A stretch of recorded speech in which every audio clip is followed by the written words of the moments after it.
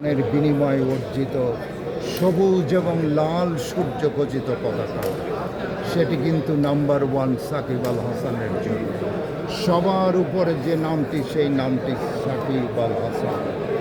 এটি কত বড় গর্বের, কত বড় গৌরবের, কত বড় পাওনা, কত বড় স্বীকৃতি, একটু চিন্তা করলেই কিন্তু আমরা অনুমান করতে পারি।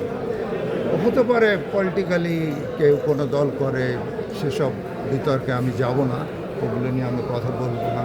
বাট এটুকুই শুধু বলবো যে নাম্বার ওয়ান সাকিব আল হাসানের জন্যে, দেখুন আমরা যে দেশের বাইরে কমেন্ট্রি করতে যাই, আমাদেরকে যখন প্রথম আমরা যেতাম সেই 97 সাল আইসিসি ট্রফিতে, তখন থেকে তারপর তো পৃথিবীর সব দেশ থেকেই করে এসছি, সব মাঠ থেকেই করে এসছি। আমাদেরকে জিজ্ঞাসা করতে ইউ আর ফ্রম, বলতাম Bangladesh. Where is Bangladesh, I don't know. আমাকে বলতে হতো near India, near Pakistan. But এই সাকিব আল হাসানের জন্যে এগুলো কোনোটাই বলতে হয় না।